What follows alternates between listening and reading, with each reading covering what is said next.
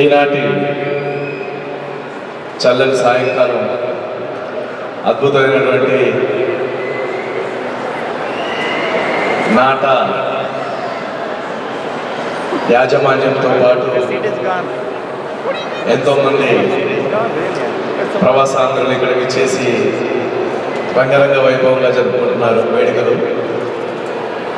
ఇప్పటికే నాకు తెలిసి ప్రపంచవ్యాప్తంగా నాట సంబరాలు అంబరాలు ఉంటాయని చెప్పేసి అందరూ అనుకుంటూ ఉండొచ్చు. సో దాంట్లో భాగంగా ఒక 5-10 నిమిషాలు ఈ ఇప్పుడున్నటువంటి టైంలో 5-10 మినిట్స్ మిమ్మల్ని నవ్వించే అదృష్టాన్ని ఇచ్చినటువంటి నాట వారికి ప్రత్యేకంగా కృతజ్ఞతలు తెలియజేసుకుంటూ, ముఖ్యంగా సంజీవ్ రెడ్డి గారికి, అలాగే ఒక ఆఫీస్ బాయ్గా అన్నం లేకుండా ఆఫీస్ బాయ్గా కష్టపడుతున్న నన్ను, అన్నానికి ఏడుస్తున్న నన్ను ఈరోజు అమెరికాలో ఉన్నటువంటి తెలుగు సంస్థలు ఎన్నైతే ఉన్నాయో, ఆర్గనైజేషన్స్ ఎన్నైతే ఉన్నాయో వాళ్ళందరూ నన్ను ఆదరించి నాకు అన్నం పెట్టినందుకు మీ అందరికీ నా శిరస్సు నుంచి నమస్కారం చేసుకున్నాను. Thank you so much, thank you very much. మీ ఆదర అభిమానాలు ఎప్పుడు ఇలాగే ఉండాలని మనస్ఫూర్తిగా కోరుకుంటూ, ఎంతోమంది పెద్దవాళ్ళు ఇక్కడ ఉన్నారు. ఏవిఎన్ రెడ్డి గారు, మా మల్లారెడ్డి గారు, మా ప్రేమ్ సాగర్ రెడ్డి గారు, అలాగే మా అన్నయ్య తీగల కృష్ణారెడ్డి అన్నయ్య, ఇంకా అందరూ ఇక్కడ ఉన్నారు. వాళ్ళందరికీ కూడా పాదాభివందనాలు తెలియజేసుకుంటూ, చాలా వరకు రకరకాల వ్యక్తులు రకరకాలుగా మాట్లాడుతూ ఉంటారు. వాళ్ళు మాట్లాడే మాటలు తీసుకొని నేను ఎక్కువగా చెప్తూ ఉంటానండి, ఎందుకంటే నవ్వుతే ఆరోగ్యానికి చాలా మంచిది కాబట్టి. సో ఎక్కువగా జోక్స్ ఎందుకు చెప్తానంటే ఆరోగ్యానికి మంచిది కాబట్టి. ఇప్పుడు తీగల కృష్ణారెడ్డి గారు ఉన్నారు, ఆయన దగ్గర 78 ఏళ్ళు ఉంటాయి, 78-80 ఏళ్ళు ఉంటాయి, కానీ 45 లాగా కనబడుతుంటారు, ఎందుకంటే ఎప్పుడు నవ్వుతుంటారు కాబట్టి. సో అలాగే మన మల్లారెడ్డి గారు ఉన్నారు, మన మల్లారెడ్డి గారికి ఎంత లేదన్నా 110 ఏళ్ళు ఉంటాయి ఈజీగా, 100 క్రాస్ చేశారు, కానీ ఇంకా 45 లాగానే కనబడుతూ ఉంటారు, ఎందుకంటే ఎప్పుడు నవ్వుతూ ఉంటారు కాబట్టి. సో నవ్వుకు అంత ఇంపార్టెన్స్ ఉంటుందండి, నవ్వు అంత మంచిది, ఆరోగ్యానికి మంచిది. అండ్ మామూలుగా మీరు అబ్జర్వ్ చేశారో లేదో మీకు తెలిసే ఉండొచ్చు, నేను చెప్పేది ఏం లేదు, చప్పట్లు కొడితే ఎంత ఆరోగ్యమో అది మీరు పెద్దలు ఎందుకు అలా పెట్టారంటే, భజన చేసేటప్పుడు భజనకి ఇలా చప్పట్లు కొడతారు. భజన అంటే ఇలా అంటారు, ఎందుకు అది భజనలో చప్పట్లే కొడతారు, ఇలా అనొచ్చు కదా, లేకపోతే ఇలా అనొచ్చు కదా, ఇలాగే ఎందుకు చెప్తారంటే దానివల్ల చాలా ఏమంటారు, ఆరోగ్యం చాలా బాగుంటుంది కాబట్టి చప్పట్లు కొడతారనమాట. సో కాబట్టి మీ ఆరోగ్యం బాగుండాలంటే మీరు చప్పట్లు కొట్టండి. ఇలాగే ఒక కార్యక్రమం చెప్తున్నారు, చప్పలు కొట్టండి, ఎంకరేజ్ చేయండి, కళాకారులను ఆశీర్వదించండి, ఎవరు ఏ పని చేసినప్పుడు అభినందించండి, అప్రిషియేట్ చేయండి అంటే ఒక ఆయన లేచి నిలబడ్డాడు, శివారెడ్డి గారు మీరు చాలా కరెక్ట్ చెప్పారండి, మీకు నేను చాలా పెద్ద అభిమానులండి, కాకపోతే నేను పుట్టిన దగ్గర నుంచి ఇప్పటివరకు ఎవరిని అభినందించలేదు, ఎవరిని మెచ్చుకోలేదు అన్నాడు. అదేంటండి అన్నాడు. అది అంతేనండి, నాకు చిన్నప్పటి నుంచి ఎవరిని అప్రిషియేట్ చేయడం నాకు ఇష్టం ఉండదు అన్నాడు. సరే అన్నాడు. అయితే మరి ఇప్పుడు ఏం చేద్దాం అనుకున్నాం? ఏం లేదు, మీరు చెప్పారు కాబట్టి నేను ఈ రోజు నుంచి ఎవరు ఏ పని చేసినా అభినందిద్దాం అనుకున్నాను. వెరీ గుడ్, నా వల్ల మారినందుకు చాలా ఆనందంగా ఉంది అన్నాడు. ఇంటికి వెళ్ళిపోయాడు. ఇంటికి వెళ్ళిపోయిన తర్వాత వాళ్ళ ఆవిడ అన్నం వండిస్తాను కూర్చోమందట. వెంటనే మీరు గుర్తొచ్చానంట. నేనేమో శివారెడ్డి ప్రోగ్రాం చూసి హ్యాపీగా నవ్వుకొని వస్తున్నాను, కానీ మా ఆవిడేమో ఇంట్లోనే కష్టపడి నాకు అన్నం వండి వడ్డిస్తుంది. అభినందించడం ఏదో నా భార్యతో స్టార్ట్ చేస్తానని చెప్పేసి వాళ్ళ వైఫ్తో స్టార్ట్ చేశాడండి అభినందించడం. ఫస్ట్ టైం అభినందిస్తున్నాడు లైఫ్లో, ఎప్పుడు అభినందించలేదు, ఫస్ట్ టైం అభినందిస్తున్నాడు. ఎలా అభినందించాడు? అన్నం వడ్డించగానే వెంటనే అన్నం పట్టుకొని అన్నాడంట, అబ్బా ఎంత తెల్లగా ఉండాలి అన్నం, అన్నం తెల్లగా నల్లగుంటుందా, అబ్బబ్బబ్బా ఎంత తెల్లగా ఉండామన్నాం అంటే ఏమైంది అని ఒక గంట సాంబార్ పోసిందంట. ఆహా మునక్కి ఆ సాంబార్ అద్భుతం, అమ్మోహం ఎంత బ్రహ్మాండంగా చేసావు సాంబార్, నా లైఫ్లో ఇలాంటి సాంబార్ తినలేదన్నాము, ఏది ఆ సాంబార్ చేసిన చెయ్యి, ఐ లవ్ యూ, మళ్ళీ వచ్చే జన్మంటుంటే ఈ సాంబార్ చేసిన నువ్వే నాకు వైఫ్గా దొరకాలని కోరుకుంటున్నానంట. వెంటనే ఆవిడ కోపం చేసిన సాంబార్ కింద నెత్తి మీద కుమర్చిందట. దొంగ సచ్చినోడా, నేను 50 ఏళ్ళు వంట చేస్తున్నాను, ఒక్కరోజులో మెచ్చుకున్నారా, ఈ రోజు నాకు జ్వరం వచ్చిందని పక్కింటి ఆవిడ వండిస్తే నచ్చిందా? ఇది ప్రాబ్లం. ఇలా చాలా మందికి చాలా ప్రాబ్లమ్స్ ఎదురవుతుంటాయి. కాబట్టి మీకేం ప్రాబ్లం లేవు అనుకుంటాను, మీరు హ్యాపీగా చప్పలు కొట్టండి, కళాకారులను ఎంకరేజ్ చేయండి. ప్లీజ్ అందరూ చప్పలు కొట్టి. Thank you. సో మీరు మిమ్మల్ని ఎంటర్టైన్ చేయడానికి అందరూ ఎక్కడెక్కడి నుంచి వచ్చారండి, కాబట్టి మీరు చప్పట్లు ఇస్తే చాలు, వాళ్ళకి ఎంతో హ్యాపీగా ఉంటుంది, నాకు కూడా ఎంతో హ్యాపీగా ఉంటుంది. రైట్, ఇది పక్కన పెడితే మొన్న జూబ్లీ హిల్స్ నుంచి వస్తున్నానండి. జూబ్లీ హిల్స్ నుంచి వస్తుంటే అంటే ఒక్కొక్కరు ఎలా తయారంటే చిన్న పిల్లలు కూడా చాలా కౌంటర్లు వేస్తున్నారు. అంతేకాదు ఎలాంటి వాళ్ళు కూడా కౌంటర్లు వేస్తున్నారు, ఒకసారి చూడండి. జూబ్లీ హిల్స్ నుంచి వస్తున్నాను హైదరాబాద్. జూబ్లీ హిల్స్ నుంచి వస్తుంటే అక్కడ జూబ్లీ చెక్ బోర్డులో బిచ్చగాళ్ళు చాలా మంది ఉన్నారు. అందులో ఒక బిచ్చగాడు వచ్చేసి నా కార్ని డోర్ లాక్ చేశాడు. సార్ 10 రూపాయలు ఉంటే ధర్మం చేయండి సార్, సార్ 10 రూపాయలు ధర్మం చేయండి సార్. ఏమయ్యా 10 రూపాయలు ఎందుకు ఇవ్వాలి, 5 రూపాయలు ఇస్తే తీసుకోమన్నాడు. కాదు సార్ కాఫీ తాగుదామని 10 రూపాయలు అడుగుతున్నాను సార్. ఏమయ్యా కాఫీకి 5 రూపాయలు కదా 10 రూపాయలు ఎందుకు అడుగుతున్నాను. నాతో పాటు నా గర్ల్ ఫ్రెండ్ ఉంది సార్ అన్న. పిచ్చగాడికి కూడా గర్ల్ ఫ్రెండ్ ఉన్నారా అంటే గర్ల్ ఫ్రెండ్ ఉంది కాబట్టి పిచ్చగానే అయ్యాను సార్ అన్నాడు. ఇది పక్కన పెడితే చాలా వరకు మనం చూస్తూ ఉంటాం. హైదరాబాద్లో కొన్ని వర్డ్స్ ఉంటాయండి, అవి మనము ఏంటంటే డిక్షనరీలో ఉండేటటువంటి వర్డ్స్ యూజ్ చేస్తూ ఉంటారు. వాళ్ళు ఇష్టం ఉంటారు, వాళ్ళే రాసుకుంటారు స్వతహాగా. అలాంటి వర్డ్స్ యూజ్ చేస్తూ ఉంటారు. ఎలాంటి వర్డ్స్ అంటే చెప్తారు. ఒక ఆయన వచ్చి పాపం అడ్రస్ అడుగుతున్నాడు. అంటే ఇలా నేరుగా వెళ్తే తెలిసిన అవుతుందండి. అవుకి ఏం మీనింగ్ లేదండి, ఏ డిక్షనరీ లేదు అవ్వు అంటే. అవ్వు అంటే అవును అని అర్థం, కానీ అసలు దానికి ఎక్కడ మీనింగ్ లేదు. సో అంటే ఇలా నేరుగా ఎంత తెలిసినాడు వస్తుందండి.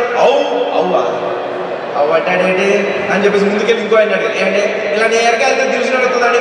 అన్నాడు ఆయన కూడా. ఇంకా లాభం లేదని చెప్పేసి ఒక సూటు బూట్ వేసుకుని ఆయన దగ్గరికి వెళ్ళాడు. ఏంటంటే మీరైనా చెప్పండి ఇలా నేరుగా అయితే తెలిసినాడు వస్తుందండి. తప్పకుండా వస్తుందండి, స్ట్రైట్గా వెళ్ళండి, అక్కడ ఆ సర్కిల్ అంతా తెలిసినారు, మీరు వెళ్ళండి. అయ్యి బాబాయ్ ఎంత బాగా చెప్పారండి. వాళ్ళు ఇద్దరు ఉన్నారు కదండి, ఏది అడిగినా కూడా అవ్వు అంటున్నారండి, నాకు అర్థం కావట్లేదండి అని. అది అంతేనే, వాళ్ళు చదువుకోలేదు అన్ఎడ్యుకేటెడ్ ఫెలోస్. సో చదువుకోలేదు కాబట్టి వాళ్ళు అవ్వు అంటారు. అవును అంటే అవును అని అర్థం. కానీ నాలాంటి చదువుకున్న వాళ్ళని అడిగితే మీకు సరిగ్గా చెప్తారండి. అయ్యి బాబాయ్ అంటే మీరు బాగా చదువుకున్నారా అండి, అవ్వు అన్నాడు వాడు. సో బై మిస్టేక్ ఒరిజినాలిటీ బయటపడిపోయింది అనమాట. సరే ఇది పక్కన పెడితే మనం చూస్తూ ఉంటాం, చాలా వరకు రకరకాల వ్యక్తులు చూస్తూ ఉంటాం. వాళ్ళు మాట్లాడే మాటల్లో కూడా కామెడీ వస్తూ ఉంటుంది, ఇందాక చెప్పుకున్నట్టుగా. సరే ఇది పక్కన పెడితే మా ఫ్రెండ్ ఉన్నాడండి, ఆయనకి ఎంగేజ్మెంట్ అయింది.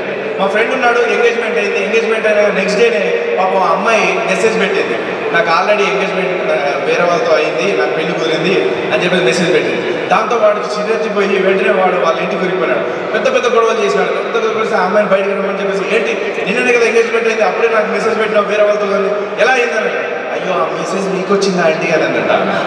సో ఇట్లా కూడా కొన్ని ప్రాబ్లమ్స్ ఎదురవుతున్నాయి. సరే రకరకాల వ్యక్తులు వాళ్ళు మాట్లాడే మాటలు పక్కన పెడితే మనకు మన ఏమంటారు సినిమా డైలాగ్ తీసుకొని సరదాగా మరి కొంతమంది చెప్తే ఎలా ఉంటుందో చూద్దాం.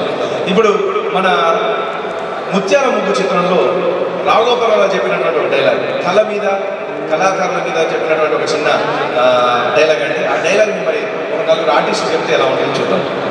డైలాగ్ వచ్చేసి రావుగోపాలరావు దగ్గరికి సెక్రటరీ వస్తారు. అప్పుడు రావుగోపాలరావు అడుగుతారు, నారాయణ వచ్చాడు సార్. వచ్చాడా? తీసుకొచ్చా సార్. అబ్బా సెక్రటరీ ఎప్పుడు పనులు బిజినెస్ కాస్త పరిగడుపున లేచి పచ్చిగాని పీల్చుకొని పచ్చదాన్ని దర్శించుకోవద్దు. ఎస్ సార్ కాదు, కళ్ళెట్టుకో చూడు, పైనేదో మంట లేడు, సూర్యుడు నెత్తురు గడ్డలా లేడు. ఆ చేత నుంచి చెప్పొచ్చేది ఏంటంటే మడిసన్నాక కాస్త కళాపోసలు ఉండాలయ్యా. ఊరికే తినుకోకుంటే మనిషికి గోటికి తేడా ఏడు జస్ట్ చెప్పావులే పద. ఇది డైలాగ్ అండి. ఇది రాఘోపాలరావు ముత్యాల ముగ్గుల చిత్రంలో చెప్పినటువంటి డైలాగ్. Thank you. దీన్నే మన అన్న నందమూరి తారక రామారావు గారు చెప్పుకుంటే ఎలా ఉంటుంది, ఎన్టీ రామారావు గారు చెప్తే ఎలా ఉంటుంది. మామూలుగా మీ అందరూ తెలుసు, రామారావు గారు బ్లాక్ అండ్ వైట్ చిత్రాలలో యంగ్గా ఉన్నప్పుడు ఏమంటే మహారాజా ఈ విధంగా ఉండేది వాయిస్. అదే కొంచెం ఏజ్ వచ్చిన తర్వాత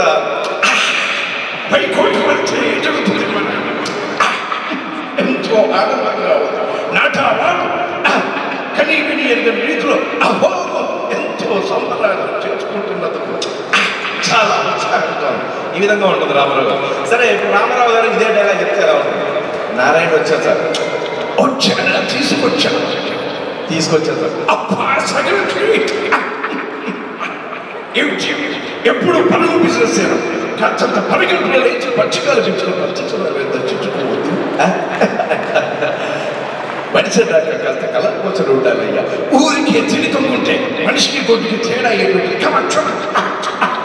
ఈ విధంగా రామారావు.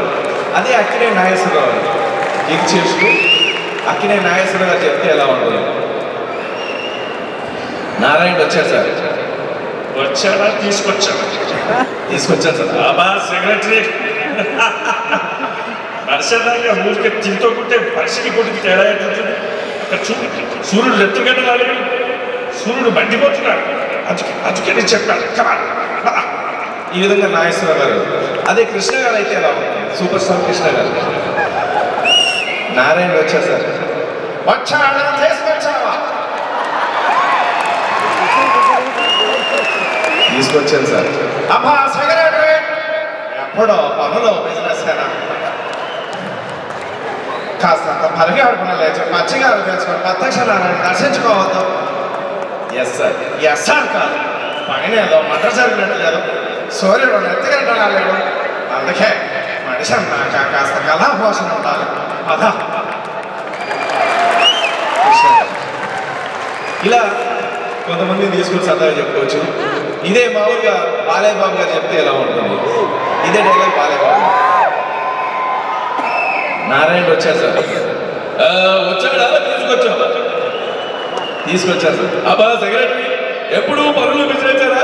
కాకపోతే పరిగెడుపుల నుంచి పచ్చికారు పీల్చుకొని పథకాలను దర్శించుకోవద్దు. Yes sir. ఎస్ సార్ అంటే పైన ఏదో మంటలు జరగట్లేదు, ఆకాశంలో సూర్యుడు నెత్తురు కట్టడా లేదు. అందుకే మా నాన్నగారు చెప్తుంటారు, అలాగే మా నాన్నగారు చెప్తూ ఉంటారు, మా తాతగారు చెప్తూ ఉంటారు.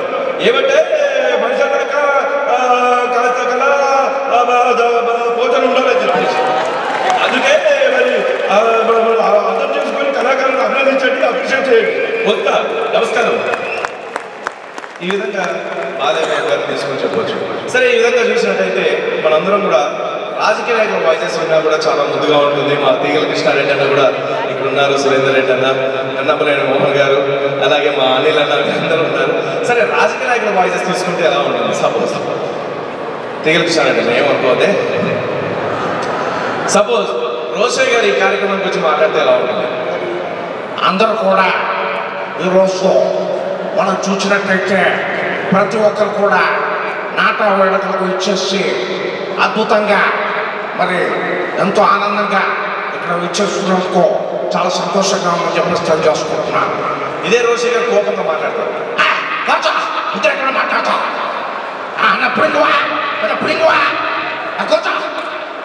మాట్లాడుతున్నావు మల్లారెడ్డి కంటే పుడిందివా నువ్వు? ప్రేమ్ సాగర్ రెడ్డి కంటే పుడిందివా? ఏం మాట్లాడతావు? కూర్చో. నేనే మూసుకొని కూర్చున్నాను, నువ్వు కూర్చో. ఈ విధంగా రోషయ్య గారు కోపంగా మాట్లాడదని తీసుకొని చెప్పవచ్చు. అదే విధంగా చూస్తే విఎన్ మంత్రాలు గారు లేదా బొత్స సత్యనారాయణ గారు, మీ అందరికీ తెలుసు బొత్స సత్యనారాయణ గారు చీర గొంతు ఉంటుంది. ఏంటిది ఎట్లా జరుగుతుంది? మీరు ఏడు చెప్తారు, ఏడు చేయలేరు, ఏడు చెప్తారు, ఏడు చేయలేరు. ఆడదారు వచ్చినప్పుడు చదువుతూ వచ్చిందంటే నిజంగా వచ్చినట్టుగా అంటే మా పిల్లలు తిరుగుతారా? ఏడు చెప్తారు, ఏడు చేయలేరు. ఈ విధంగా ఉంటుంది. అదే విఎన్ మంత్రాలు గారు అయితే మీ అందరికీ తెలుసు, ఆయన్ని చెప్పుకుంటూ ఉంటాడు. ఎందుకంటే ఆయన పేరు ఎవరు గుర్తులేదు అనుకుంటాడు. విఎన్ మంత్రాలు గారు హనుమంతన్న అంటుంటారు హైదరాబాద్. సో విఎన్ మంత్రాలు గారు మాట్లాడితే ఎలా మాట్లాడతారు? హలో, దిస్ ఇస్ హనుమంతరావు మాట్లాడుతున్నా. మీరందరూ కూడా చాలా సంతోషంగా ఉన్నది రాబాయ్. అదే ఇండియాలో కూడా కలిసి ఉండలేదు, మీరు మాత్రం మంచిగా కలిసి వేడుకలు చేసుకుంటున్నారు. ఒక్కొక్కరిని చూస్తూ ఉంటే నేను అమెరికాలో ఉన్నట్టుగా లేదు, ఇండియాలోనే ఉన్నట్టులేదు. ఇక నేను ఒకటే చెప్తున్నా, ఇక నేను కూడా రేపు మా చిక్కనే సెటిల్ అయింది. ఎందుకంటే నేను మొన్న గెలవలే కాబట్టి ఇగో కొన్ని అయితేనే ఉంటాయి రేపు, అన్ని చెప్పుకునే ముచ్చట్టు కాదు. అన్నీ అయితేనే ఉంటే చేస్తూనే ఉంటే అన్ని చెప్పుకునే ముచ్చట్టు కాదు. సార్ అన్ని బాగానే ఉన్నాయి, కానీ మరి మీ ఇంటి పక్కన ఏదో ల్యాండ్ కబ్జా చేశారంట. అరే చల్, ఎవరు చెప్పినా నీకు? నేను ల్యాండ్ కబ్జా చేసినాను, నీ ల్యాండ్ కబ్జా చేసినాను. ఎవరు చెప్పినా నీకు? ఏదో ఖాళీగా పడింది కదా, కార్ పార్కింగ్ చేసిన గంత. సార్ అన్ని బాగానే ఉన్నాయి, కానీ ఒక పాట పాడండి సార్. అరే నాకేం మాటలు వస్తేనే పోయి మాటలే రావు, పాటలు ఎక్కడ పాడతాను? ఒక్క పాట పాడండి సార్. ఎట్లా పాడమంటారో నాకు పాటలు. సార్ ఒక్కసారి ఝాన్సీని ఊహించుకొని పాడండి సార్. ఎవరు యాంకర్ ఝాన్సీరా? ఆమెను చూసి ఒకసారి పాట పాడండి సార్. సరే అయితే వీళ్ళందరూ చెప్పండి కొడతారు సార్, పాట పాడండి సార్. సరే అయితే నీ రాజకీయ నాయకులతో పాట పాడిస్తున్నాడు, వీడియో కూడా ఉన్నా గడుపులో ఏమో పోయి నీటిలో నిజం వచ్చి నెల మీద పడ్డట్టు మనమంతా గిల్లా గిల్లా కొట్టేసుకుంటుంది. డార్లింగే వస్తున్న డార్లింగే వీలింగే ఎది వీలి. అరే అరే ఒక్క నిమిషం ఉన్నా. అరే ఎవరు రమ్మన్నారా నీళ్ళకెళ్ళి చేపని? చేపలు బయటకు వస్తే గిలగిల కొట్టుకోవాలి, చల్లగా వంటలు వచ్చి పదమ్మ పదం పద నడు. Thank you so much.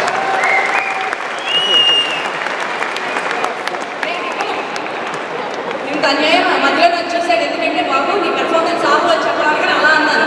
అది వచ్చి నా గురించి పాట పాడుతుంది అన్నారు అనుకుని ఆయన పాడేశారు. ఆయనకి తెలిసిన చేసి నెక్స్ట్